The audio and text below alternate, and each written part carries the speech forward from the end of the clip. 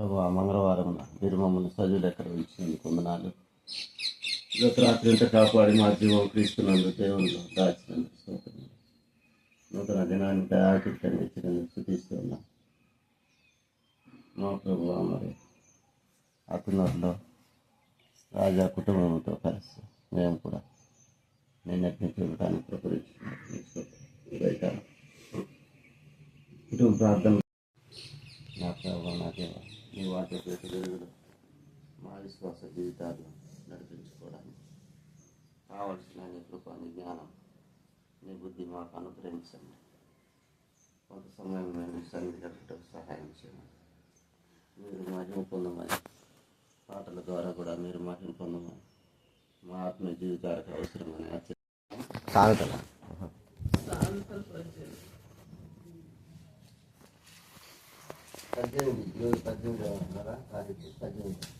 అయ్యో నేను వీడియోలు గుర్తిస్తాను కూతురు పంపేది కాళ్ళు పారలు నువ్వు కనపడేది మీరు కూడా కనపడాలా వేస్ట్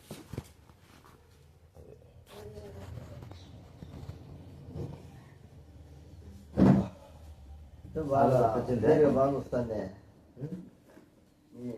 సెల్ బాగా వస్తుంది. నాది అయిపోయింది. యాపిల్ ఫోన్ లక్ష రూపాయలు పెట్టి ఎప్పుడు ఎంత అది ఎంత 20,000 అయిపోయినా మోటో కొత్తది వచ్చింది, కొత్త రకం. ఫస్ట్ మోటోనే తీసింది అప్పుడు షాన్పులో మొత్తం దానికి గుద్ది గుద్ది గుద్ది కొత్తనే ప్యా ఉంటుంది పిల్లి. ఏ రెండో గోరువాడు స్వేచ్ఛానుసారముగా నడుచువాడు అటివాడు లెస్సైన జ్ఞానమునకు విరోధి.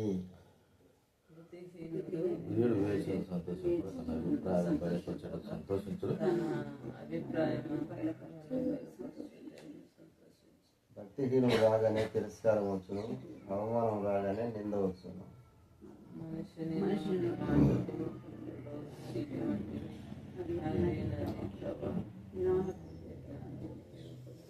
తీర్పు తీర్చుటలో భక్తిహీనుల ఎడల పక్షపాతం చూపుతాయి.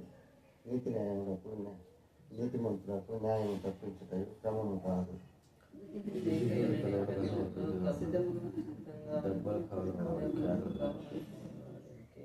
బుద్ధిహీనుని నోరు వానికి నాశనం తెచ్చును, వాని పెదవులు వాని కాలములకు ఉరి తెచ్చును.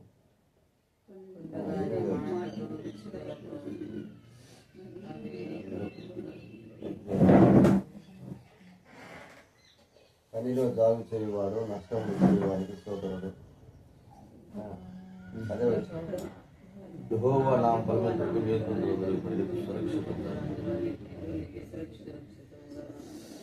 ధనవంతునికి వాని ఆస్తి ఆశ్రయపట్టణము, వాని దృష్టికి అది ఎత్తైన ప్రాకారం.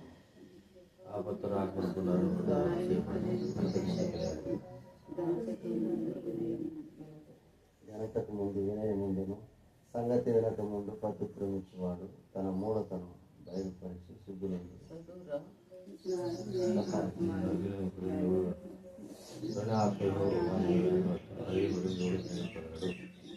జ్ఞానుల తెలివికి తెలివిని వెలకను, వివేకము గల మనసు తెలివిని సంపాదించను.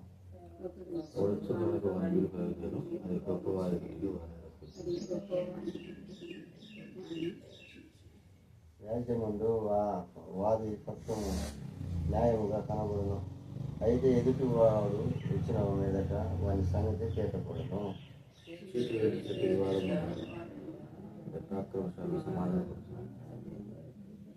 బలమైన పట్టణము వశపరుచుకుంటే కంటే ఒకరి చేత అన్యాయం నిండిన సహోదరుని వశపరుచుకుంటా కష్టకరము.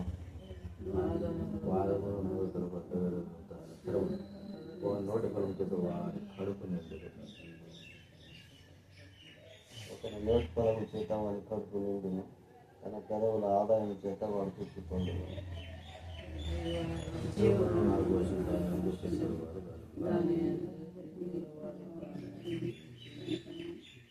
భార్య దొరికిన వానికి మేలు దొరికాను, అటు వాడు యెహోవా వల్ల అనుగ్రహం పొందినవాడు.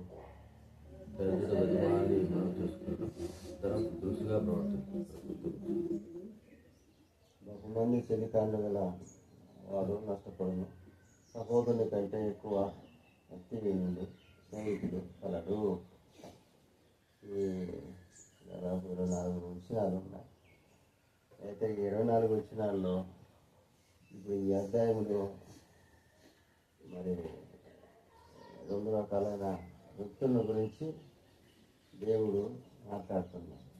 2 రకాలైన వ్యక్తులు. ఒకటి బుద్ధిమంతుడు, రెండవదిగా బుద్ధిహీనుడు లేకపోతే భక్తిహీనుడు. బుద్ధిమంతుడు, భక్తిహీనుడు. బుద్ధిమంతుడు అంటే జ్ఞానం గలవాడు, దేవుని భయభక్తులు కలిగి జ్ఞానం గలవాడు అని అర్థం. బుద్ధిమంతుడు వాడు బుద్ధిమంతుడు. బుద్ధిహీనుడు అంటే భక్తిహీనుడు, భక్తి లేనివాడు, బుద్ధి లేనివాడు. కాబట్టి భక్తి లేని వారికి బుద్ధిహీనత ఉంటుంది, బుద్ధి ఉండదు కలిగి. ఆ బుద్ధి మంచి బుద్ధి రావాలంటే దేవుని వాక్యం చదవాలి. దేవుని వాక్యమే మానవులను మనల్ని సరిచేస్తుంది. కొన్నిసార్లు వాక్యం చదవడానికి కూడా కొంతమందికి ఒళ్ళు ఏమి ఎంత మనకు తెలుసు కదా, అట్లా నిర్లక్ష్యం చేస్తారు. ఎప్పటికీ నిర్లక్ష్యం ఉండదు. నీ మనసుకు వాక్యం ఎక్కినా ఎక్కకపోయినా ఏం చేయాలంటే చదివేది అనేది చాలా ప్రాముఖ్యం. ఒక పాత బకెట్లో నీళ్లు పోస్తా ఉంటే పోస్తాం. ఇప్పుడు కసువు వేసుకుని బకెట్ ఎడబెడతారు. అదేమి తుడవాల్సిన పనిలే. నీళ్ళు పోయంగా ఏం చేస్తుంటే దాంట్లో ఉండేటువంటి ఆ మస్టు అంతా ఏమైపోద్ది, శుభ్రం అయిపోతుంది. అట్లనే మన హృదయంలో, మన మనసులో ఉండేటువంటి మస్టు, చెడు అనేది వాక్యం చదవంగా శుభ్రం అయిపోతుంది. కొన్నిసార్లు వాక్యము మనకు అర్థం కాదు. కొన్నిసార్లు వాక్యము చదివినా కూడా మన హృదయంలో ఉండదు. మామూలుగా కథలు చదివినట్టే చదువుతాం. కొన్ని చదవడానికి కూడా ఏంది, కొన్ని అధ్యాయాలు అట్లా ఉంటాయి. ఉదాహరణకు దినవృత్తాంతములు గ్రంథం. వాళ్ళని వీళ్ళని కన్నారు, వాళ్ళని కన్నారు, కనెను మత్తయి సువార్త 1వ అధ్యాయంలో చూస్తే అబ్రహాం కానించి ఆదాము కానించి ఆదాముకు 2 పిల్లలు అట్లా ఉంటుంది లూకా సువార్తలో. ఈ కనెను అది దినవృత్తాంతములు, మొదటి దినవృత్తాంతములు 1వ అధ్యాయం నుంచి దాదాపుగా 7-8 అధ్యాయాల వరకు వాళ్ళ వంశావళుల క్రమం ఉంటుంది. పట్టిక అవి చదవాలంటే కొంత విసుగ్గా ఉంటుంది. ఏందబ్బా అన్ని పేర్లు ఏం చదువుతుంది ఏముంది. అట్లా నిర్లక్ష్యం చేయకుండా మనం చదువుతూ ఉండాలి. చదవంగా ఆ వాక్యం అనేది మనకేమైంది అంటే హృదయంలో జ్ఞాపకం ఉంటుంది. సామెతల గ్రంథం ఈ మధ్య మేము అట్లా చదువుతున్నాం. మనం ఎప్పుడూ పుస్తకం ఒక పక్క నుంచి ఒక పక్క పెట్టుకుంటే ఇది అయిపోయాక సంవత్సరంన్నర పడుతుంది. అప్పుడు ఎన్నోసార్లు మామూలు అట్లా చదువుతాం. కానీ సామెతల గ్రంథం అనేది చాలా ప్రాముఖ్యమైనది. అది మన కుటుంబాలను కడుతుంది. మామూలుగా మనం వర్తమానం సేవకులం కాబట్టి వర్తమానాలకు సిద్ధపడడానికి ఈ చరిత్ర పుస్తకాలన్నీ చదువుతాం, అవసరం. అయితే సామెతల గ్రంథం అనేది మన కుటుంబాలు కట్టబడడానికి, పిల్లలు కట్టబడడానికి పనికొస్తుంది. అట్లా ఒక అనుభవం కలిగిన దైవసేవకుడు చెప్తా ఉంటే నేను విన్నాను బాగా. సామెతల గ్రంథంలో ఎప్పుడో ఒకసారి మనం చదివితే మనకేమీ ప్రయోజనం ఉండదు. ఎక్కువ మన కుటుంబ ప్రార్థనలో మన కుటుంబాలు కట్టబడాలి, పిల్లలు భక్తి పరులుగా విశ్వాసంలో కట్టబడాలంటే సామెతల గ్రంథం చాలా ప్రాముఖ్యం. భార్యాభర్తలకు అసమాధానం ఉంటే పరమగీతం చదవాలి. అట్లా విడిపోయిన కుటుంబాలను కట్టేది పరమగీతం. ఉసిరిపాయంలో ఓర్పు సహనం కలిగి పాడాలు బిడ్డల కాడ ముసలోళ్ళు హత్తుకొని ఉండాలంటే ప్రసంగితాను. అదే వృద్ధాప్యాన్ని గురించి. అట్లా కొన్ని మానవుని యొక్క జీవితాన్ని ప్రభావితం చేసే గ్రంథాలన్నీ ప్రసంగి గ్రంథం, పరమగీతములు, సామెతల గ్రంథం. ఇతరులకు మనము బోధించడానికి పనికొచ్చేటి మిగతా గ్రంథాలని. అయితే మన కుటుంబం వ్యక్తిగతంగా మనకు ఉపయోగకరంగా ఉండేది టానిక్ లాంటిది. ఫస్ట్ మనం బలహీనంగా ఉన్నప్పుడు డాక్టర్ కాడిపోతే టానిక్ రాస్తారు. మీకు రక్తం తక్కువ ఉంది, రక్తం హిమోగ్లోబిన్ పెరగాలంటే ఇది టానిక్, అంతే కదా. అట్లా అనమాట. కాబట్టి ఈ 3 గ్రంథాలు మనకు వ్యక్తిగతంగా టానిక్ లాంటివి. నాకు మంచి ఆరోగ్యం ఇస్తుంటే మన కుటుంబాలు కట్టబడతాయి, పిల్లలు చక్కపడతారు, జీవించుకుంటారు. ఆ 3 అధ్యాయాలు భార్య భర్తలు కూడా అన్యోన్యంగా కుటుంబంగా కట్టబడడానికి పరమగీతం. అది చాలా ప్రాముఖ్యం. చాలా వరకు మనం గ్రహించాం. ఏదో ఇతరులకు బోధించడానికి వర్తమానాల కోసం సిద్ధపడడానికే అవి చదువుతాం, కానీ మనకెంత ఉపయోగకరంగా ఉంటాయి అనేది గ్రహించాం. అందుకనే మేము కూడా సామెతల గ్రంథం అనేది ఎక్కువగా నాకు ఎందుకో దేవుడు ఇచ్చిన భారం. ఈ సంవత్సరం నుంచి ఇంతకుముందు మామూలు భూమి మాత్రమే మేము చదువుతూ ఉంటాం. ఉదయం కొత్త నిబంధన, రాత్రి కొత్త నిబంధన అట్లా చదువుతూ పోతాం. అయితే ఇటీవల ఈ సంవత్సరం జనవరి నుంచి మేము సామెతల గ్రంథాన్ని పట్టుకున్నాం. నెల 31 నెల అయిపోయేటువంటి ఏ రోజు తారీఖును బట్టి అవి చదువుతాం. అది మంచిది. అట్లా చేయండి మీరు కూడా. అది వేరుండగోరువాడు స్వేచ్ఛగా ఉండేవాడు లెస్సైన జ్ఞానములకు విరోధం. వేరుగా ఉండడం అనేది చాలా లెస్సైన జ్ఞానం అంటే దేవుని యొక్క జ్ఞానం. దేవుడు యేసు ప్రభువుకు విరోధమైనది. అంటే మనం కలిసి ఉండాలా అనేది చాలా ప్రాముఖ్యమైనది. రెండవదిగా కొత్తగా విశ్వాసంలోకి వచ్చిన వాడు సునీతి ఉంటాడు. ఏ మాత్రం కూడా లోబడతాడు. సునీతి ఏంది వాళ్ళు చెప్పేది? వాళ్ళు చదువుకున్నట్టు మనం కూడా వాక్యం చదువుకుంటాం. బైబిల్ వాళ్ళను కాపాడిన దేవుడు మనం కాపాడుతాడు. వాళ్ళకు బోధించడానికి శక్తి ఇచ్చే దేవుడు మనకు కూడా ఇస్తాడని కొంతమంది అట్లా స్వేచ్ఛానుసారంగా వాళ్ళ సుబుద్ధిని ఆధారం చేసుకొని పోతాం, ఫెయిల్ అయిపోతారు. అది దేవునికి ఇష్టం. మనము తర్బీద్ అనేది చాలా ప్రాముఖ్యమైనది. నా కుమారుడు 11వ అధ్యాయము 12వ అధ్యాయం సామెతల గ్రంథంలో నా కుమారుడు 13వ అధ్యాయం కూడా చూడు. 13వ అధ్యాయం మొదటి వచ్చింది చూడు. తెరేసా త్వరగా ముగిస్తాను. మీకు కూడా ఈ మాట చెప్పుకొని ప్రార్థన చేస్తాను. 13వ అధ్యాయం మొదటి వచ్చిన సామెతలు. తండ్రి శిక్షించిన కుమారుడు జ్ఞానం కలగలను, అపవాదకుడు లోబడడు. ఏమైంది? తండ్రి శిక్షించిన కుమారుడు జ్ఞానం గలవాడు. తండ్రి శిక్షించని కుమారుడు శిక్షించిన కుమారుడు జ్ఞానం గలవాడు.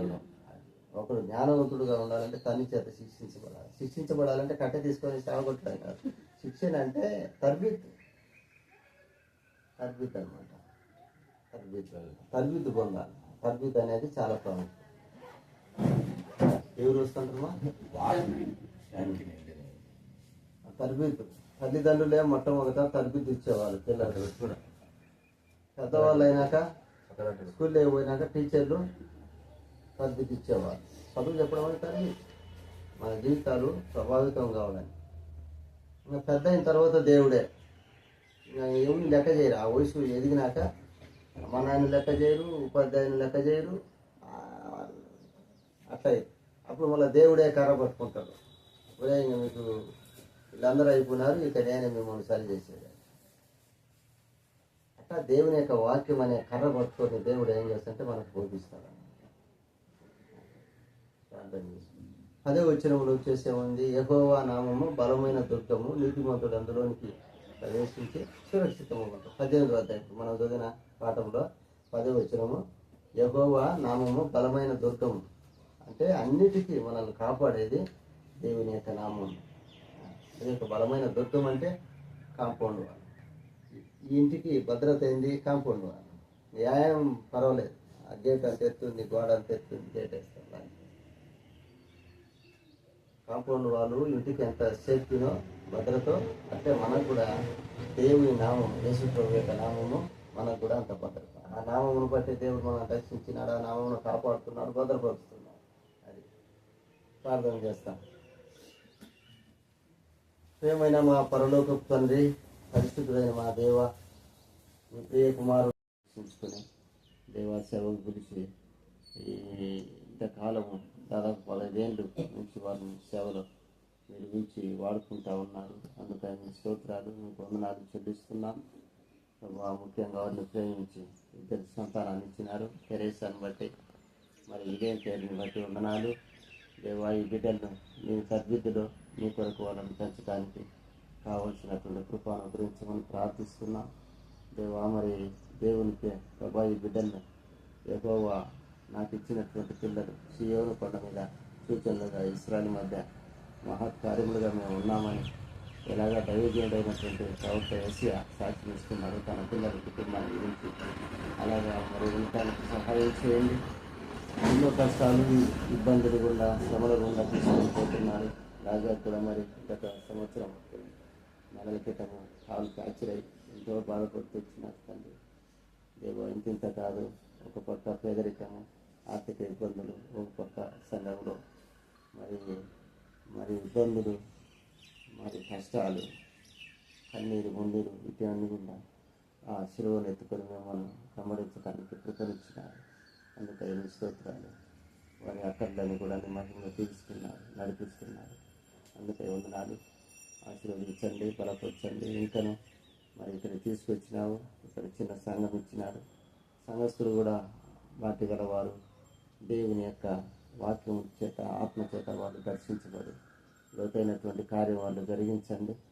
వారు కూడా శరీరానుసారమే ఆత్మీయత లేదు ప్రభు. దాన్ని బట్టి సేవకులు ఇబ్బందులు పెడుతున్నారు, సరిగా అర్థం చేసుకోవడం లేదు. వారిని దర్శించి మీ భయం అనుగ్రహించండి. దేవుని సేవకులను ప్రేమించేవారు, సేవకుని యొక్క మరి సేవకు కుటుంబాలను ప్రేమించేవారు, దాన్ని బట్టి సేవలో వారు ప్రభు మరి ఆత్మీయంగా మేలు పొందుతారు. ఏ కుటుంబాలు ప్రభువులకు స్థానం ఇచ్చి సేవకులను అభిమానించి ప్రేమించి వాళ్ళకు ఎంతో దీవించుకుంటారు. అటువంటి అనుభవం వాళ్ళకు దయచేయండి. మారు మనసు లోతైన కార్యం వల్ల జరిగించండి. రిబ్కా కూడా దేవా మీరు మంచి ఆరోగ్యం దయచేయండి. దీని దాసరాల పట్ల కృప చూపండి. దేవా మరి పిల్లలు చదువు, పాప 10th క్లాస్, బాబు 7th క్లాస్ చదువుతున్నారు. ప్రభు మంగళవారం మీరు మమ్మల్ని చదువులు ఎక్కడ ఇచ్చినందుకు వందనాలు. గత రాత్రి అంతా కాపాడి మా జీవం క్రీస్తున్నందుకు దేవుళ్ళు దాచినందుకు స్తోత్రం. నూతన దినానికి ఆకిట్టండి ఇచ్చినందుకు స్తుతిస్తున్నాం. మా ప్రభు మరి అతనులో రాజా కుటుంబంతో కలిసి మేము కూడా నిన్నటి చూడటానికి ప్రపంచం కుటుంబ ప్రార్థన నా ప్రభు నా దేవ నీ వాటి వెలుగులో మా విశ్వాస జీవితాలు నడిపించుకోవడానికి కావలసిన నీ కృప, నీ జ్ఞానం, నీ బుద్ధి మాకు అనుగ్రహించండి. కొంత సమయం మేము సన్నిధికి సహాయం చేయండి. మీరు మహిమ పొందమని, పాటల ద్వారా కూడా మీరు మహిమ పొందమని, మా ఆత్మ జీవితాలకు అవసరమని సాగుతా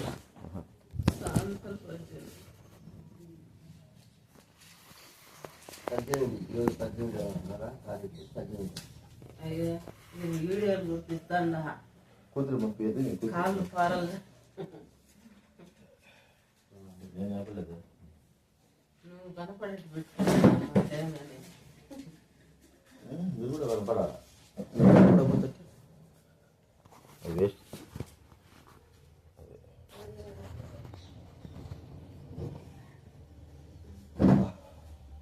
బాగా బాగా వస్తుంది. సెల్ బాగా వస్తుంది. నాది అయిపోయింది. యాపిల్ కొన్నాను. యాపిల్ ఫోన్ ₹1,00,000 పెట్టుబడి ఎప్పుడు ఎంత అది? అది ఎంత 20,000 అయిపోయినా మోటో కొత్తది వచ్చింది, కొత్త రకం. ఫస్ట్ మోటోనే తీసింది అప్పుడు షాంపులో మొత్తం దానికి గుద్ది గుద్ది గుద్ది కొడతానే ప్యా ఉంటుంది పిల్లి. ఏ రెండ గోరువాడు స్వేచ్ఛానుసారముగా నడుచువాడు అతివాడు లెస్సైన జ్ఞానమునకు విరోధి.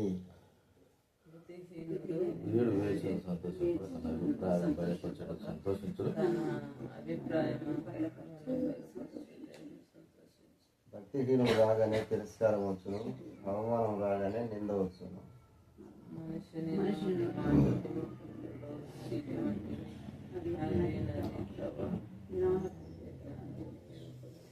తీర్పు తీర్చుటలో భక్తిహీనుల ఎడల పక్షపాతం చూపుతాయి. నీతి న్యాయములకు నీతిమంతులకు న్యాయం తప్పించుతాయి, క్రమం కాదు.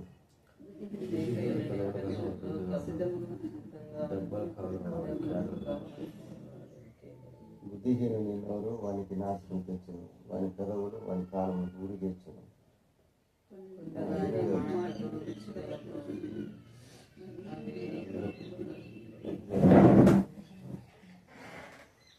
పనిలో జాగు చేయువాడు నష్టం చేయువానికి సోదరుడు. అదే వచ్చింది. యెహోవా నామం పలుకుటకు మేల్కొందురు, ఇప్పటికీ సురక్షితంగా. ధనవంతునికి వాని ఆస్తి ఆశ్రయపట్టణము, వాని దృష్టికి అది ఎత్తైన ప్రాకారం. ఆపత్తు రాకముందు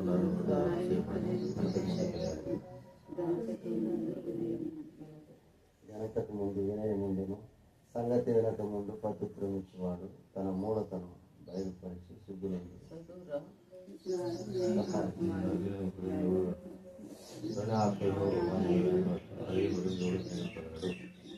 జ్ఞానుల చెవి తెలివికి తెలివిని వెదకను, వివేకము గల మనసు తెలివిని సంపాదించను.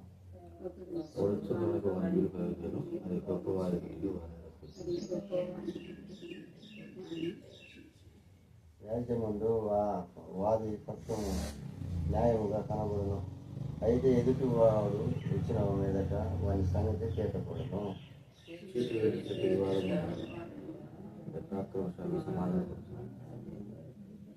బలమైన పట్టణము వశపరచుకుంటే కంటే ఒకరి చేత అన్యాయం నిండిన సహోదరుని వశపరచుకుంట కష్టతరము.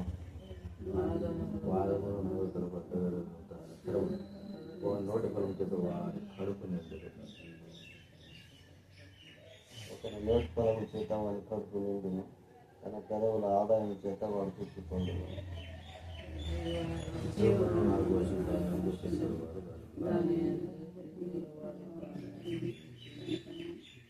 భార్య దొరికిన వానికి మేలు దొరికాను, అటు వాడు యెహోవా వలన అనుగ్రహం పొందినవాడు.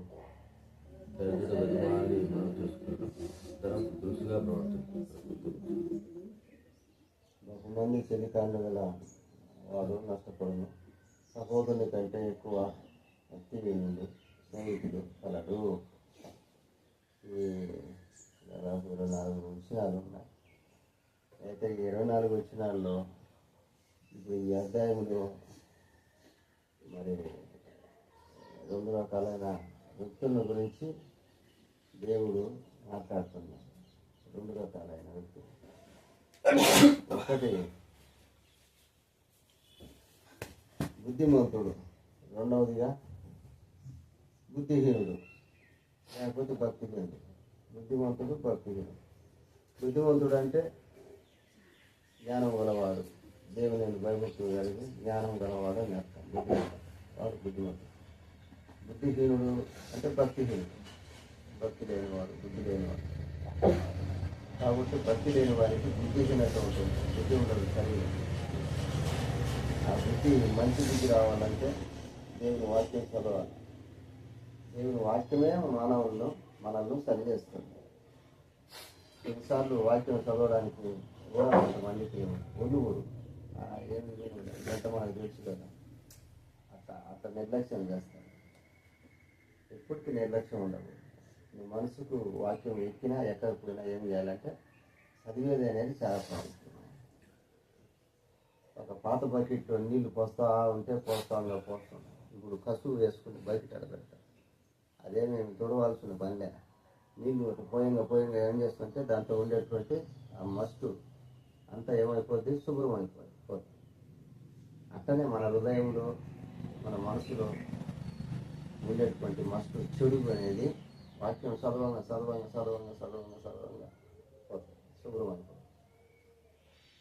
కొన్నిసార్లు వాక్యము మనకు అర్థం కాదు. కొన్నిసార్లు వాక్యము చదివినా కూడా మన హృదయంలో ఉండదు. మామూలుగా కథలు చదివినట్టే చదువుతాం. కొన్ని చదవడానికి కూడా ఏంది, కొన్ని అధ్యాయాలు అట్లా ఉంటాయి. ఉదాహరణకు దినవృత్తాంతములు గ్రంథం, వాళ్ళని వీళ్ళని కన్నారు, వాళ్ళని కన్నారు, కనెను మత్తయి సువార్త 1వ అధ్యాయంలో చూస్తే అబ్రహాం కానించి ఆదాము కానించి, ఆదాముకు 2 పిల్లలు, అట్లా ఉంటుంది లూకా సువార్తలో. ఈ కనెను అది దినవృత్తాంతములు, మొదటి దినవృత్తాంతములు 1వ అధ్యాయం నుంచి దాదాపుగా 7-8 అధ్యాయాల వరకు వాళ్ళ వంశావళుల క్రమం ఉంటుంది. కట్టిక అవి చదవాలంటే కొంత విసుగ్గా ఉంటుంది. ఏందబ్బాయి అన్ని పేర్లు ఏం చదువుతారు, ఏముంది. అట్లా నిర్లక్ష్యం చేయకుండా మనం చదువుతూ ఉండాలి. చదవంగా ఆ వాక్యం అనేది మనకేమైంది అంటే హృదయంలో జ్ఞాపకం ఉంటుంది. సామెతల గ్రంథం ఈ మధ్య మేము అట్లా చదువుతున్నాం. మనం ఇప్పుడు పుస్తకం ఒక పక్క నుంచి ఒక పక్క పెట్టుకునేలాక ఇది అయిపోయాక సంవత్సరంన్నర అటు పడుతుంది. అప్పుడు ఎన్నోసార్లు మామూలు అట్లా చదువుతాం, కానీ సామెతల గ్రంథం అనేది చాలా ప్రాముఖ్యమైనది. అది మన కుటుంబాలను కడుతుంది. మామూలుగా మనం వర్తమానం సేవకులం కాబట్టి వర్తమానాలకు సిద్ధపడడానికి ఈ చరిత్ర పుస్తకాలన్నీ చదువుతాం అవసరం. అయితే సామెతల గ్రంథం అనేది మన కుటుంబాలు కట్టబడడానికి, పిల్లలు కట్టబడడానికి పనికొస్తుంది. అట్లా ఒక అనుభవం కలిగిన దైవసేవకుడు చెప్తా ఉంటే నేను విన్నాను బాగా. సామెతల గ్రంథంలో ఎప్పుడో ఒకసారి మనం చదివిస్తే మనకేమీ ప్రయోజనం ఉండదు. ఎక్కువ మన కుటుంబ ప్రార్థనలో మన కుటుంబాలు కట్టబడాలి, పిల్లలు భక్తిపరులుగా విశ్వాసంలో కట్టబడాలంటే సామెతల గ్రంథం చాలా ప్రాముఖ్యం. భార్యాభర్తలకు అసమాధానం ఉంటే పరమగీతం చదవాలి. అట్లా విడిపోయిన కుటుంబాలను కట్టేది పరమగీతం. ఉసిరిపాయంలో ఓర్పు సహనం కలిగి పాడాలు బిడ్డల కాడ ముసలోళ్ళు హత్తుకొని ఉండాలంటే ప్రసంగితం. అదే వృద్ధాప్యాన్ని గురించి. అట్లా కొన్ని మానవుని యొక్క జీవితాన్ని ప్రభావితం చేసే గ్రంథాలన్నీ ప్రసంగి గ్రంథం, పరమగీతములు, సామెతల గ్రంథం. ఇతరులకు మనము బోధించడానికి పనికొచ్చేటి మిగతా గ్రంథాలని. అయితే మన కుటుంబం వ్యక్తిగతంగా మనకు ఉపయోగకరంగా ఉండేది టానిక్ లాంటిది. ఫస్ట్ మనం బలహీనంగా ఉన్నప్పుడు డాక్టర్ కాడిపోతే టానిక్ రాస్తారు. మీకు రక్తం తక్కువ ఉంది, రక్తం హిమోగ్లోబిన్ పెరగాలంటే ఇది టానిక్, అంతే కదా. అట్లా అనమాట. కాబట్టి ఈ 3 గ్రంథాలు మనకు వ్యక్తిగతంగా టానిక్ లాంటివి. మనకు మంచి ఆరోగ్యం ఇస్తుంటే మన కుటుంబాలు కట్టబడతాయి, పిల్లలు చక్కపడతారు, జీవించుకుంటారు. ఆ 3 అధ్యాయాలు భార్య భర్తలు కూడా అన్యోన్యంగా కుటుంబంగా కట్టబడడానికి పరమగీతం. అది చాలా ప్రాముఖ్యం. చాలా వరకు మనం గ్రహించాం. ఏదో ఇతరులకు బోధించడానికి, వర్తమానాల కొరకు సిద్ధపడడానికే అవి చదువుతాం, కానీ మనకెంత ఉపయోగకరంగా ఉంటాయి అనేది గ్రహించాం. అందుకనే మేము కూడా సామెతల గ్రంథం అనేది ఎక్కువగా నాకు ఎందుకో దేవుడు ఇచ్చిన భారం. ఈ సంవత్సరం నుంచి ఇంతకుముందు మామూలు భూమి మాత్రమే నేను చదువుతా ఉంటాను. ఉదయం కొత్త నిబంధన, రాత్రి కొత్త నిబంధన అట్లా చదువుతా పోతాం. అయితే ఇటీవల ఈ సంవత్సరం జనవరి నుంచి మేము సామెతల గ్రంథాన్ని పట్టుకున్నాం. నెల 31 అయిపోయేటువంటి ఏ రోజు తారీఖును బట్టి అవి చదువుతా వస్తాం. అది మంచిది. అట్లా చేయండి మీరు కూడా. అది వేరుండగోరువాడు స్వేచ్ఛగా ఉన్నవాడు లెస్సైన జ్ఞానములకు విరోధం. వేరుగా ఉండడం అనేది చాలా లెస్సైన జ్ఞానం అంటే దేవుని యొక్క జ్ఞానం. దేవుడు యేసు ప్రభువుకు విరోధం అంటే మనం కలిసి ఉండాలా అనేది చాలా ప్రాముఖ్యమైనది. రెండవదిగా కొత్తగా విశ్వాసంలోకి వచ్చిన వాడు స్వనీతి ఉంటాడు. ఏ మాత్రం కూడా లోబడతాడు. స్వనీతి ఏంటి వాళ్ళు చెప్పేది? వాళ్ళు చదువుకున్నట్టు మనం కూడా వాక్యం చదువుకుంటాం. బైబిల్ వాళ్ళను కాపాడిన దేవుడు మనం కాపాడుతాడు. వాళ్ళకు బోధించడానికి శక్తి ఇచ్చే దేవుడు మనకు కూడా ఇస్తారని కొంతమంది అట్లా స్వేచ్ఛానుసారంగా వాళ్ళ స్వబుద్ధిని ఆధారం చేసుకొని పోతాం, ఫెయిల్ అయిపోతారు. అది దేవునికి ఇష్టం. మనము తర్బీద్ అనేది చాలా ప్రాముఖ్యమైనది.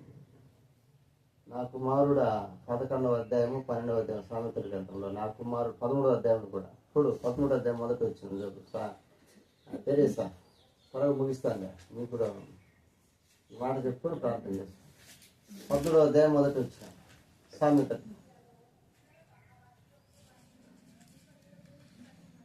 తండ్రి శిక్షించిన కుమారుడు జ్ఞానం కలగలను,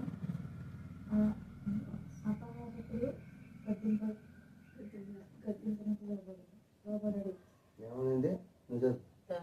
తండ్రి శిక్షించిన కుమారుడు జ్ఞానం గలవాడు. తండ్రి శిక్షించని కుమారుడు శిక్షించిన కుమారుడు జ్ఞానం గలవాడు.